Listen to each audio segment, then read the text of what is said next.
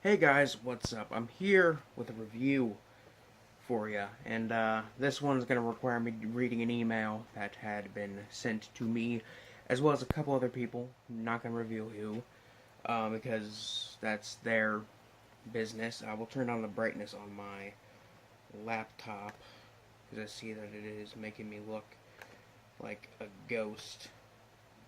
There we go. Okay, so this is basically an email from Dead Lantern. Dead Lantern, if you do not know, was the company that made and put out the anthology film I reviewed last year, last around fall. Shivers Down Your Spine. It was a very solid film. It's available on Blu-ray now, and I have to pick up the Blu-ray because I really liked that film. And they have put together another anthology film. This one is called Flatwater Terrors Volume 1. And it is a collection of 6 short horror films from different Nebraska-based filmmakers. The films range from comedic to extreme and go from anything from ghosts to slashers to demons. All these films were made with really no budget, anywhere from a couple $100 to no budget at all, and they feature all Nebraska crew members and cast and everything. These films were created to showcase and help promote the Nebraska film scene, and the awareness to all those of basically to make these talented no budget filmmakers from Nebraska, make them very well known. Da, da, da, da, da. Blu-rays for this film are going to be available October 1st, and all proceeds will be donated to the Nebraska Independent Film Projects and the Eastern Nebraska Film Office, 2 local Nebraska film organizations. Now, this is a film that they have put together, and they're actually having a screening at the Alamo Drafthouse on the 29th of July, and all the proceeds for the tickets go to those 2 Nebraska film companies, and film organizations, and that is very, very cool. So I'm here to promote that and promote the film itself. So yeah, if you are in the area, go check that out. I don't know how to do this kind of shit, but basically, this is a anthology film based out of Nebraska from the same people that made Shivers Down Your Spine. And they were gracious enough to provide me a screener copy. So I will be reviewing this film. I don't know much about it other than it contains 6 different segments, and like you guys know, I do like to go through and talk about each segment individually, as well as to give each segment a rating and then do a bit of math and figure out what the rating for each segment would give the film as a whole out of 5 for myself and out of 10 on IMDb. So this is going to be another interesting one. I always like getting these kinds of screener copies and stuff. It makes me feel very professional. I mean, I'm trying to straighten a tie I'm not wearing, but either way, without further ado, let's sit back, relax, and check out Flatwater Terrors, Volume 1.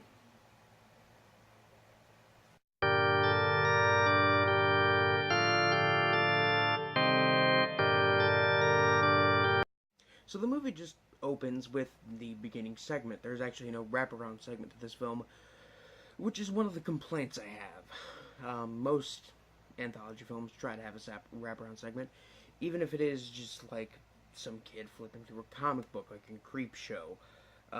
But here there is none. Speaking of Creepshow, the first segment is called Midnight Kiss. It is heavily inspired by EC horror comics of the 50s, much like Creepshow was, and it is edited in a way to make it look like a comic. And the plot has to do with a woman trying to kill her husband on New Year's Eve, which kind of sounds like the Tales from the Crypt episode, Lover Come Hack to Me, which is a very, very, very good episode of Tales from the Crypt. It's not one of my favorites, but I really like that one. The acting in the segment is pretty okay overall. Same with the writing. The gore, half the time is CG, half the time is legit. But with how the film is edited and how it has the kind of effect to make it look like a comic book, to make it kind of look like a comic book or like a motion comic, it kind of fits the style overall, I would say. I would have to give this first segment at least a 2.5 out of 5 rating. And the second segment in the film, which is probably the weakest and probably the worst segment of the film.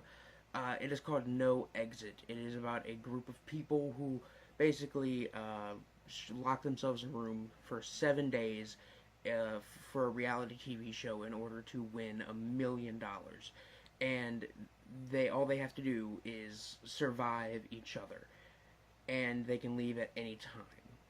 So, main complaint, and one of the biggest problems, there are like 2 or 3 characters, I would say probably about 2 characters that are very loud, obnoxious, and annoying, or they're just fucking weird, and not a weird and interesting way, weird in an annoying way. The film is decently shot and edited, and the acting is decent. The characters are fucking loud and annoying, and the people that portrayed the annoying characters, if those characters were supposed to be loud and annoying, then they did it perfectly. It's well shot and edited, but the setting is literally just a room with plain white walls, so it's not a very visually stimulating film. And overall, it's okay. I'd give it like a 2 out of 5.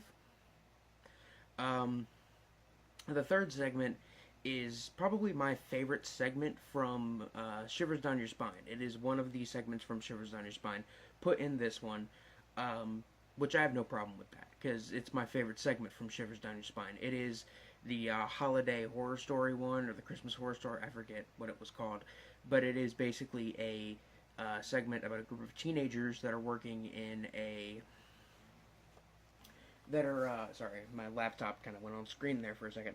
About a group of teenagers who are basically basically working in this movie theater, setting up for screenings of holiday classics, of classic Christmas movies. And some guy shows up dressed up as Santa Claus and starts killing them all one by one. This one is complete with a VHS filter thrown on top, which dilutes the colors and adds a bunch of disruptive lines and fizz, and not fizz, but like static and stuff. And it really gives the short a lot of style, and I really, really dig it.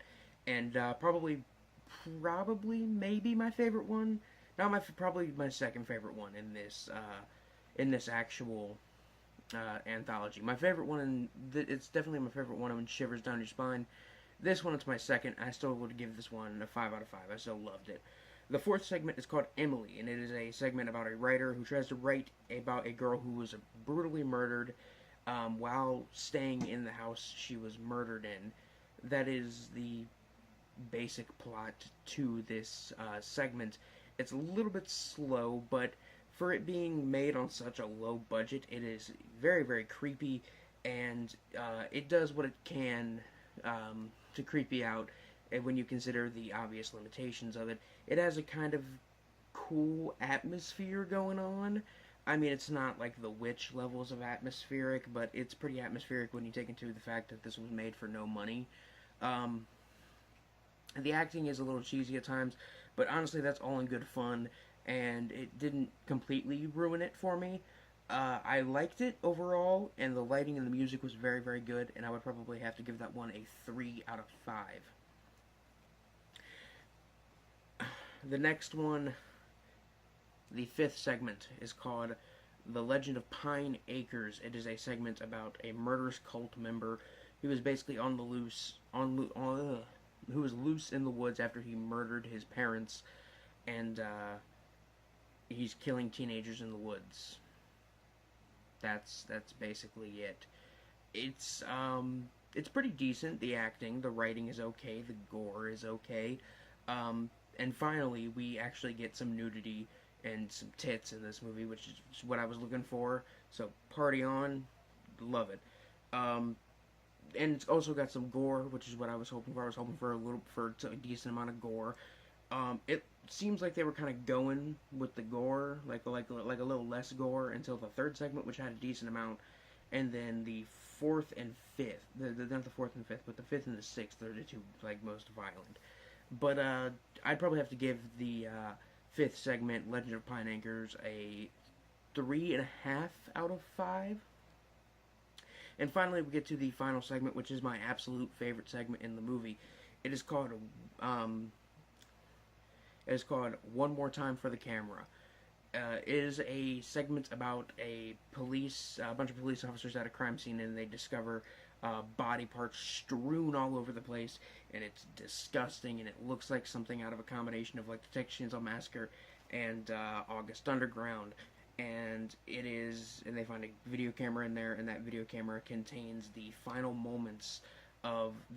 gruesome moments of a couple who was attacked while going on a vacation, like camping trip in the woods by a couple of crazed rednecks, very much kind of Deliverance style. And it is probably the goriest and and at least the biggest budgeted ones, or if it's not the biggest budgeted one, then they use the budget very well, because there's some pretty good gore here. There's a lot of blood, there's a lot of violence. There's even some cool effects in there that I'm not going to mention because it would kind of spoil it, and this one feels really, really fucked up and like just like really, really extreme and out of place when you compare it to the other ones in this film, which are pretty tame. I mean, when I read the initial description where it was like, oh, there's going to be a segment that's like extreme horror, and I expected it to be kind of weak, but I guess I underestimated it a bit. It has that really, the acting is actually half decent in it, and it kind of feels a little bit realistic at times. It has that very kind of shot on video, video violence, kind of pseudo snuff feel to it, and I really, really dig it. And that is my favorite segment in the entire film, and I'd probably have to give that final segment a 5 out of 5. 100% really liked that one.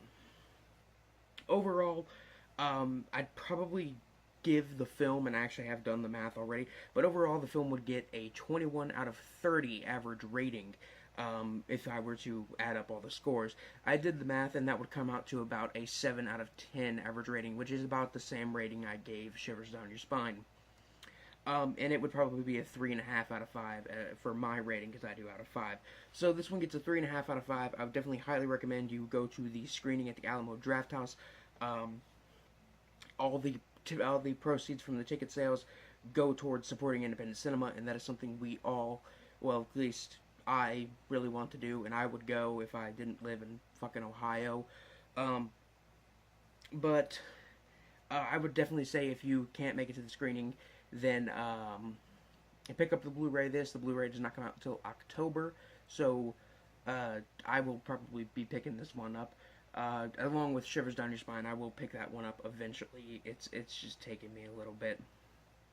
Overall, I would have to say this film, while it being a very, very mixed bag, it still has a little bit of everything, just like Shivers Down Your Spine did, and I would still very much highly, highly, highly recommend you give this one a look. Even though I didn't absolutely love it, I would still say I would still say if you love independent cinema, you love low budget movies, this is definitely one to look out for. Anyway, guys, this is Biscuit Boo Horror Reviews signing off. Peace.